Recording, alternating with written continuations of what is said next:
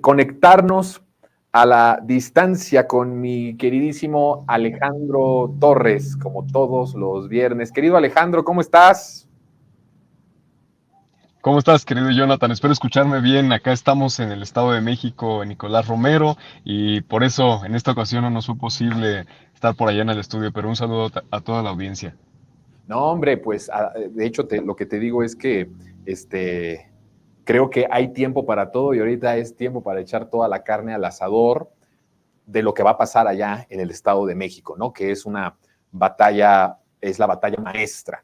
Y creo que ahí van las cosas, pero quiero platicar porque traes un tema interesante sobre los números de las encuestas y sobre una comparación entre el apoyo que se tiene en el Estado de México con respecto a lo que está pasando en la escena nacional rumbo a 2024, porque algo innegable es que esta elección del Estado de México es la antesala abierta para el proceso selectivo y de la sucesión presidencial de 2024. ¿Cómo haces este comparativo? ¿Qué observas en estas cifras, Alejandro? Bueno, pues es que ya llevábamos muchas semanas, incluso meses, en donde tenemos encuestas de todos los medios, de medios conservadores, de medios corporativos, pero también de otras casas encuestadoras que ya han anunciado el arrasador triunfo que seguramente tendrá Morena en 2024, pero particularmente esta semana fue motivo de discusión y de hecho fue uno de los temas más grandes en redes sociales, esta encuesta del Financiero en donde pues ya ponen a la delantera, por un lado en la interna de Morena, a Claudia Sheinbaum, en donde ya tiene una ventaja muy considerable de los demás aspirantes a la presidencia, pero esto por un lado en la interna de Morena, pero también se hace una evaluación de los aspirantes a la presidencia de la República por el bloque conservador y es muy interesante cómo después de 2 semanas en que los líderes de la derecha han radicalizado su discurso, ya comentábamos de hecho la semana anterior que estuvimos aquí en tu programa, comentábamos estas amenazas de Santiago Krill de que decía vamos a derrocar al gobierno de López Obrador. Esto textualmente lo dijo en la última conferencia de prensa, esta conferencia de prensa en donde cerraron filas con Jorge Romero y los líderes del cártel inmobiliario en la Ciudad de México.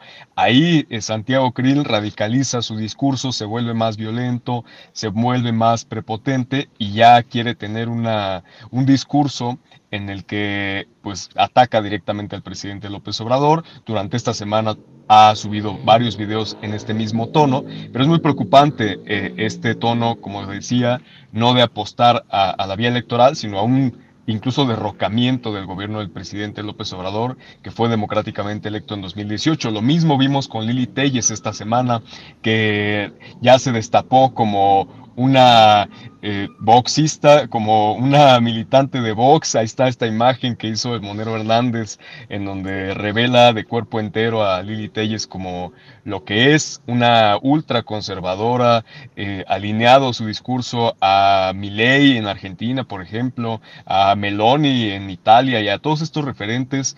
Y habla también mucho de la carencia de proyecto que tiene la oposición en México y la necesidad que tienen ante esto de copiar el discurso tal cual que han dado otros líderes de ultraderecha en el mundo. Y pues uno pensaría que tal vez esta definición puede hacer que ciertos sectores conservadores se puedan definir más por el PAN, pero realmente el resultado que ha revelado la encuesta del Financiero esta semana es que ha sido todo lo contrario. Los líderes de la oposición tienen más aspectos negativos que aspectos positivos y de hecho les gana la opción de ninguno en la totalidad de las encuestas, tiene mayor aprobación la opción de ninguno que la opción, la que te guste, Lili Telles, Santiago Krill, Ricardo Anaya, todos ellos se quedan detrás del primer lugar, que es ninguno de ellos. Entonces creo que pues ya con esto Morena consolida una ventaja impresionante rumbo al 2024. Es la ventaja que se necesita para ganar no solamente la presidencia de la República, sino para echar adelante el plan C, que es en este caso ganar el Congreso de la Unión. Son al menos 334 diputados en la Cámara de Diputados Federal y 96 senadores en el Senado de la República para poder tener una mayoría calificada en el Congreso que le permita al presidente López Obrador aprobar en el último mes de su sexenio las reformas constitucionales necesarias, por un lado, para ya cambiar al Poder Judicial, que como él lo ha dicho, pues está podrido, no tiene remedio, y por otro lado hacer reformas también en el plano social que sigan profundizando la transformación. Pero también, para cerrar este tema, me gustaría pues señalar la relación que existe entre la ventaja del Estado de México, que yo creo que no es casualidad porque el Estado de México tiene un padrón electoral de más de 12 millones de personas, es el padrón electoral más grande de todo el país. Y aquí en el Estado de México, a tan solo 3 semanas de que termine la campaña, la maestra Delfina tiene una ventaja de arriba de 20 puntos, que es justamente la misma ventaja que empieza a verse en la presidencia de la República. Entonces, seguramente este resultado que tendremos en el Estado de México será una antesala de lo que va a ocurrir a nivel federal en 2024. Alejandro, hay una cosa que dices que me parece importante, que es el hecho de que se empiezan a radicalizar de la forma que, de nuevo, cuando hablamos de radicalizar no es una forma negativa, más bien están yendo a la raíz de quienes son, en este caso, cuando se ocupa y que dices que se radicalizan al fascismo o al boxismo, ¿no? Estamos hablando que van a la raíz de todos esos proyectos y abiertamente hasta presumen y dicen que deben de sentir orgullosos de ser fascistas, ¿no?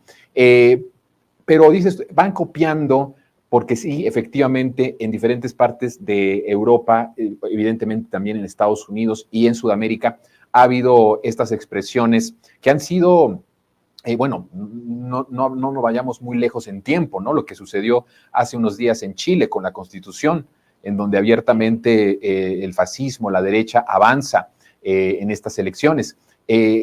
Son fórmulas que van ganando terrenos y que son fórmulas en esas partes, en muchas partes del mundo, fórmulas ganadoras. Tal vez la diferencia que hay es que en México hay un gobierno popular muy fuerte, Alejandro, de tal forma que incluso estas intenciones de radicalizarse hacia el fascismo y radicalizarse hacia todos estos antivalores que van saliendo en diferentes expresiones y movimientos en el mundo, que ahí localmente han sido victoriosos, en México se topan con pared porque está en la presidencia un poder verdaderamente popular que no habíamos visto en la historia del país.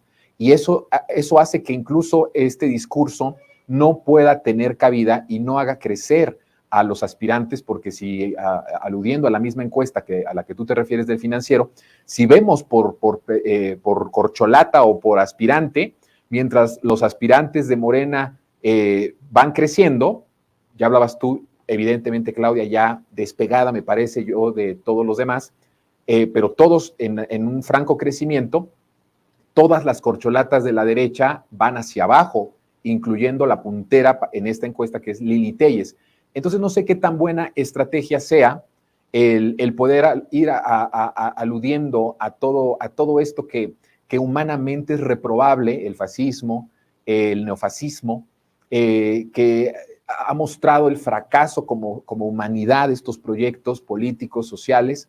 Yo no sé qué tan buena idea sea que se estén radicalizando hacia esas ideas, porque en este país hay un muro de contención, que es que tenemos un poder popular como nunca lo habíamos tenido. ¿Cómo ves esa parte? Sí, creo que además es un error de cálculo por parte de la oposición pensar que podemos tener éxito con esa fórmula, que ellos con el discurso de la familia, la propiedad privada, de la religión, incluso en muchas ocasiones, de no la religión entendida pues como la espiritualidad que profesamos millones de mexicanos, ¿no? Sino a partir de dogmas religiosos bajo los cuales se ha oprimido a las mujeres, a la población LGTB, a los migrantes, y bajo dogmas que han reforzado el racismo y el clasismo en nuestro país. Creo que un error de cálculo aquí central de parte de la oposición es el hecho de que estos discursos que han tenido éxito en países como España, que ahorita están teniendo éxito, por ejemplo, en Chile, como tú mencionas, en la última votación que se tuvo esta semana, en Italia y otros países, es que allá han apelado a un sentimiento nacionalista, a un sentido de supuesta defensa de la patria en España e incluso en Estados Unidos con el republicanismo de Donald Trump, que fue justamente con las banderas de Estados Unidos por todos lados y se presentaba como un salvador de la patria. Creo que el error de cálculo que tiene más grande la oposición en este momento, pues es que justamente esa oposición en México, esa oposición panista, priista, fue la que entregó el país a los intereses extranjeros, fue la que entregó los recursos naturales, dejó que intervinieran las agencias estadounidenses en México, entregó nuestra soberanía en todo sentido, nuestra soberanía política, energética, y es que la gente tiene muy claro que ellos son lo más contrario a la defensa de la patria y de los intereses de la nación.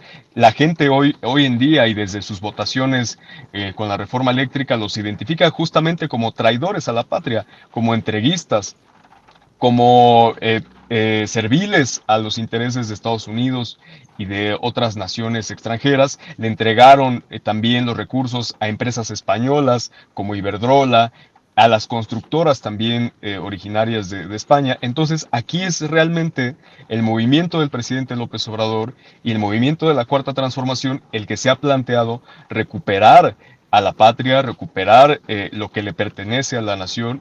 Entonces creo que pues ahí ya su discurso de entrada pues no va a tener éxito y seguramente solo lo que va a hacer es agrandar esa diferencia que en este momento existe entre dos proyectos que afortunadamente ya se identifica así como en el Estado de México solamente hay dos opciones políticas, que por un lado es la Cuarta Transformación, Morena, con la maestra Delfina, y la segunda opción es el PRIAN, que siga el régimen de corrupción y de privilegios en el Estado de México. Asimismo, en el 2024 solo va a haber dos opciones, que la transformación continúe, que se pueda profundizar y muy probablemente con una mujer, con la primera mujer presidenta, o que el país tenga un retroceso no solo al sexenio de Calderón o de Peña Nieto, sino un retroceso a la colonia con los planteamientos que ahora está haciendo la oposición, que son de regresar prácticamente a la colonia, cuando no había derechos para las mujeres, cuando no había derechos para los jóvenes, para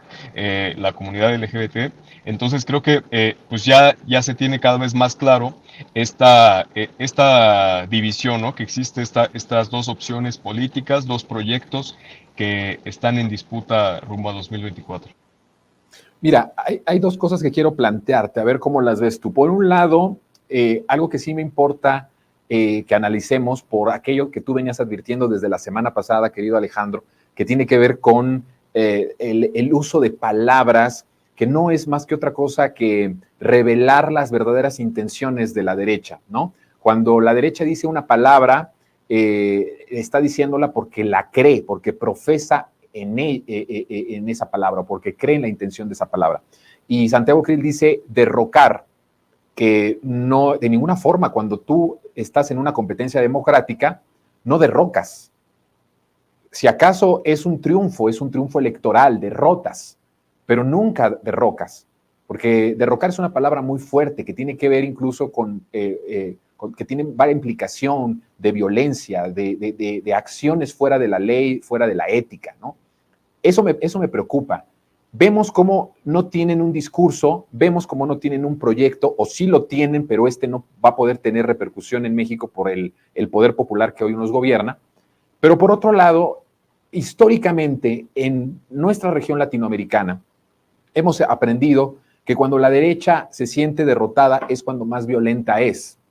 Y en el momento en el que no le está dando las cifras a la derecha, que han hecho todos los circos posibles, que han hecho todas las asociaciones posibles, que han hecho todas las conferencias para presentar las supuestas unidades con organizaciones y los partidos, cuando no hay todo esto, cuando ha habido todo este fracaso, cuando su campaña de desprestigio basada en calumnias, basadas en fake news, basadas en el odio, no están funcionando, siguen estancados y más bien van hacia abajo.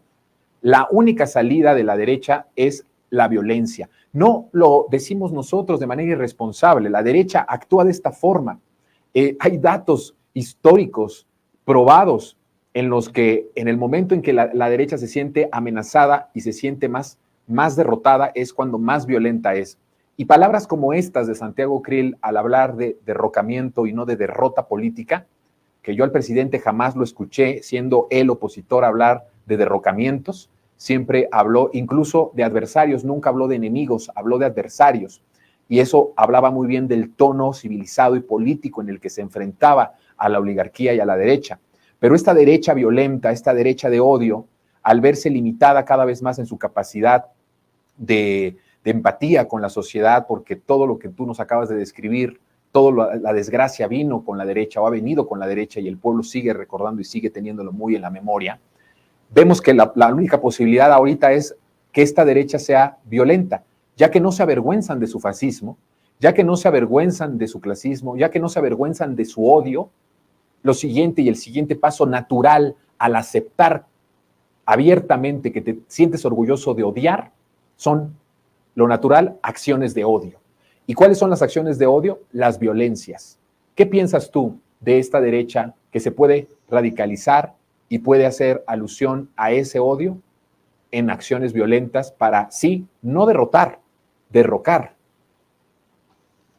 Sí, pienso que es muy importante estudiar la historia y revisar que esto ya ha ocurrido en otros momentos cuando la oligarquía se siente asustada, cuando las élites corruptas, no solamente los partidos, sino quienes están detrás de los partidos, el gran empresariado, las mineras, estoy hablando de Claudio X González, Germán Larrea, los dueños de los medios de comunicación corporativos y otras empresas que se han beneficiado en todo el periodo, que se beneficiaron en todo el periodo neoliberal, cuando sienten una amenaza de cambio, de incremento del poder popular, de la organización, de la conciencia de la gente, las oligarquías se asustan y es ahí cuando el fascismo sale, cuando sacan su lado más violento.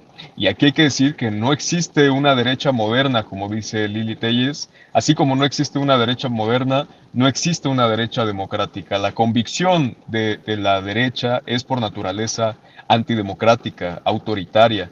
Y esto hay que saberlo muy bien para no dejarnos engañar con una supuesta defensa de la democracia de parte de los partidos de la oposición, del PRI y el PAN, porque su naturaleza es antidemocrática. Su naturaleza es autoritaria y en los momentos difíciles para ellos, cuando saben que es inminente el triunfo de la transformación en el Estado de México en el 2024, van a apostar a desconocer los procesos electorales, a arrinconarse como lo están haciendo en el Poder Judicial, ya cuando no pueden ganar por la vía de las urnas, están arrinconando en la Corte, en los tribunales para tratar de frenar los proyectos de bienestar, para tratar de frenar las reformas a la Constitución. Y es por ello que la única solución a este avance de la derecha es la organización popular, porque no hay marcha atrás. Estamos en un momento en el que no hay posibilidad de retroceder en la transformación o de quedarnos con medias tintas, sino solo de ir hacia adelante cada vez más con la organización, con la revolución de las conciencias, para que podamos frenar y estar preparados ante cualquier ataque de la oposición, ya sea interno desde los órganos que todavía tienen, como el Poder Judicial, pero también ante cualquier posibilidad de intervencionismo, porque cuando se les agotan los recursos y todas las posibilidades de triunfo en lo nacional, van a buscar a Washington, van a buscar a los estadounidenses, van a buscar a quien los pueda ayudar a retomar el poder. Entonces creo que esto es importante decirlo para tener esa conciencia de que no hay futuro posible, no hay incluso nación, no hay México posible que esté en manos de la derecha y no esté entregada a los intereses extranjeros. Por ello será fundamental que desde ahora se empiece a revisar cuál es no solo la medición a nivel nacional, sino la medición de la intención de voto por Morena en cada distrito electoral. No se puede esperar solo a que las dirigencias, en este caso de los partidos de la 4T de Morena, convoquen a la ciudadanía. La ciudadanía ya por sí sola tiene que asumir un rol protagónico. Una de las definiciones de la democracia en los procesos progresistas de la región ha sido, además de la democracia participativa, la democracia protagónica. Y es algo que el presidente López Obrador recuperó desde que hizo el llamado a los protagonistas del cambio verdadero. Creo que hay que retomar eso para entender que solamente será el pueblo el que asuma ese protagonismo para organizarse y dar continuidad a la transformación. Hay algo que quería yo plantearte, a ver qué piensas también de esto, querido Alejandro. Conforme más vamos viendo que es muy probable que la candidatura de la oposición o de la derecha caiga en manos de los fascistas, porque además la derecha está entre dos encrucijadas, ¿no? Lo decía hace unos momentos en mi monólogo del inicio de este programa, que tiene que ver mucho con hacia dónde te vas, hacia la derecha fascista, porque la otra opción dentro del PAN es la derecha del crimen organizado, la derecha de García Luna, la derecha del cártel inmobiliario. Entonces no hay para dónde. Ahí de inicio tenemos que el PAN es un grupo delincuencial muy completo, ¿no? Muy completo y muy peligroso. Pero conforme más se va acercando la posibilidad de que Lili Téllez, por ejemplo, sea la abanderada o que alguien con estos antivalores de Lili Téllez sea la que lleve la batuta o vaya ganando presencia y la candidatura presidencial, nos vamos encontrando en una cuestión muy interesante, que tal vez la elección del 2018 fue entre la honestidad y un proyecto de soberanía y un proyecto de entreguismo y de corrupción y de saqueo. Pero como van las cosas, creo que la elección de 2024 bien podría entrar entre dos grandes bandos, el odio y el amor.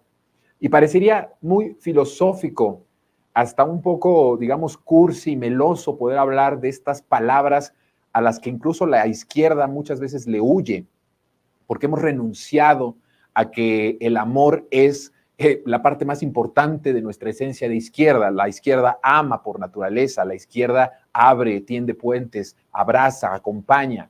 Esos valores que les hemos dejado a la derecha para que ellos completamente los ocupen incluso para crear espacios en donde no hay derechos para todas y para todos, me parece que ha sido un error de la izquierda. Pero entonces podemos encontrarnos entre dos bandos, como van las cosas, entre dos proyectos de nación. Imagínate esta escena, el proyecto de nación del amor y el proyecto de nación del odio.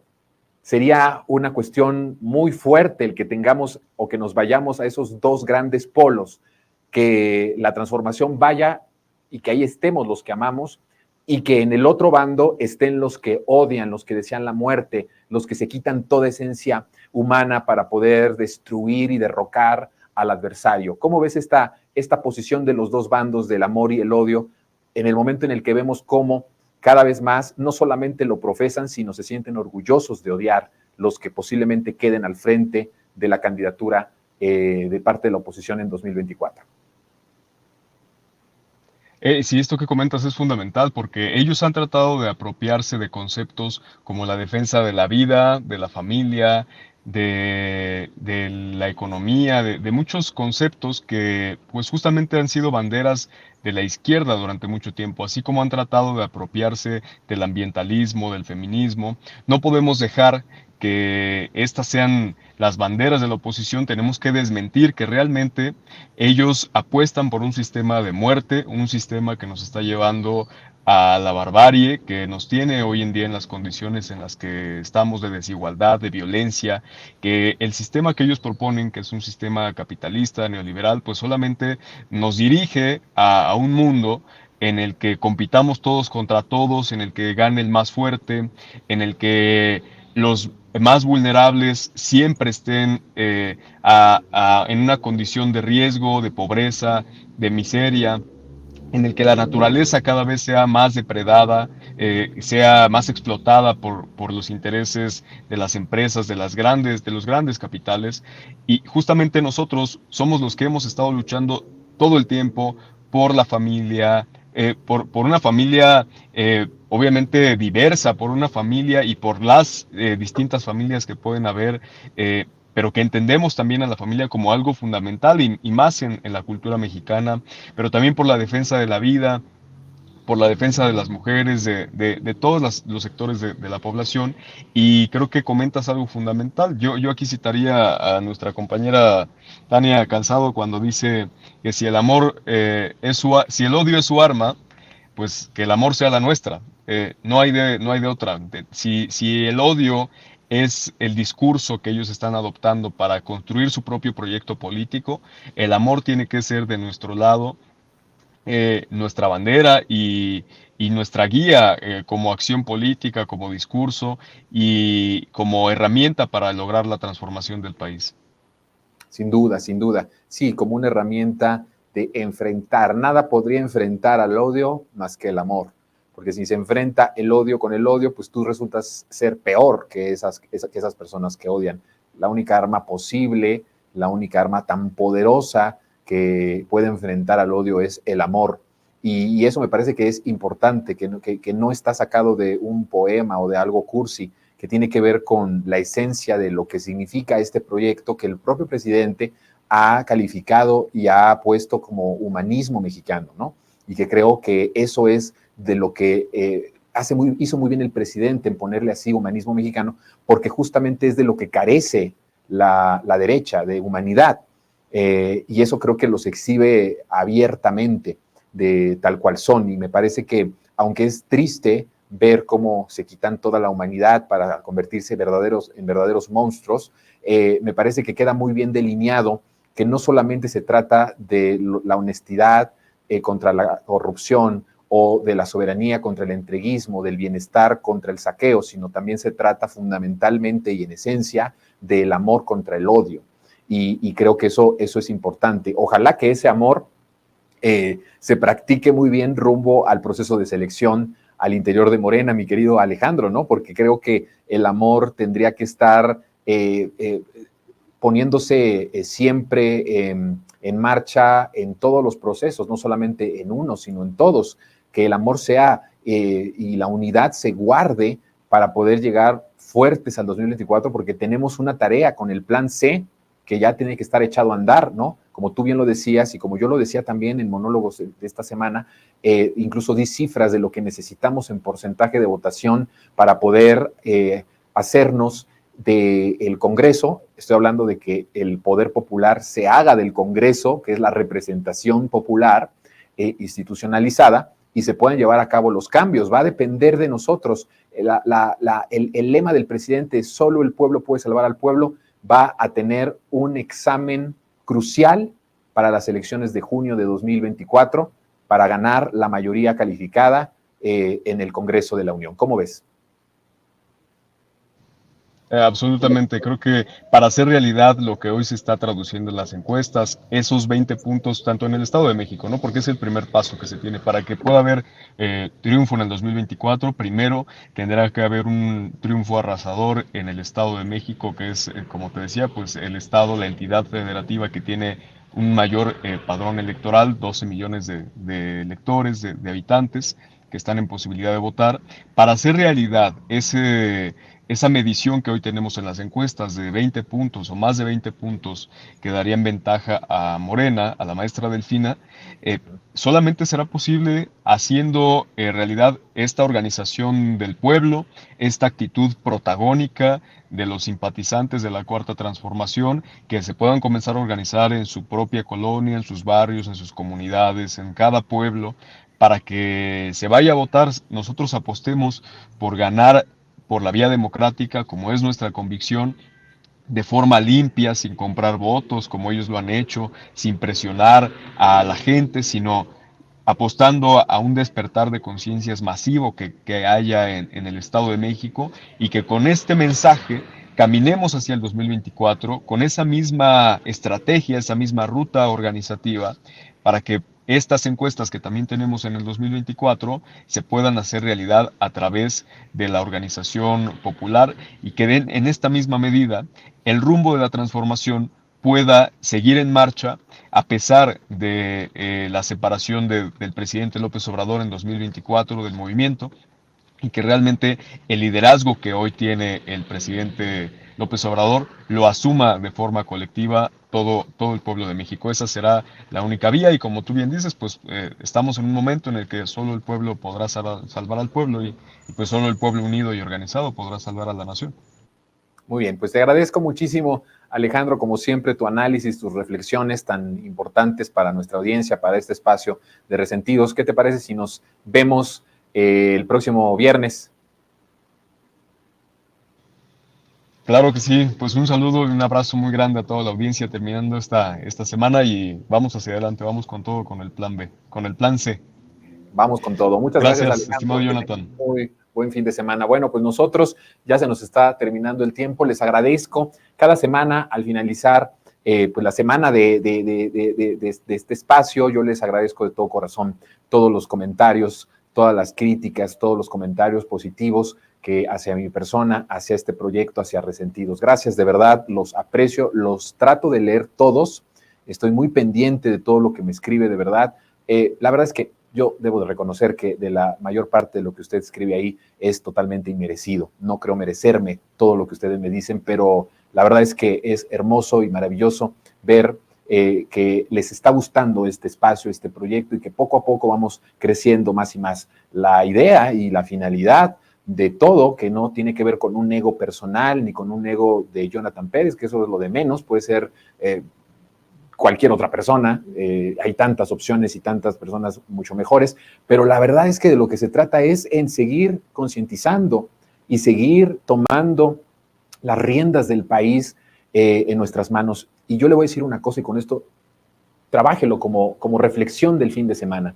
No hay transformación sin información libre. No podemos transformar si no hay información libre, si no hay democratización en las voces, democratización en los medios. Ese es un trabajo de usted y mío, es un trabajo compartido, es un trabajo en conjunto. Vamos hacia adelante, vamos a seguir distribuyendo estos espacios, vamos a seguir poniendo en nuestras redes sociales los links de los programas. Vale la pena, está en juego el país, eso es lo más importante. Por mi parte ha sido todo, nos vemos el lunes, si así Dios lo quiere, el lunes estaremos acá de nuevo con Resentidos. Por mi parte pues ha sido todo. Descanse, sea feliz este fin de semana y nos vemos el lunes. Mi nombre es Jonathan Pérez. Hasta siempre.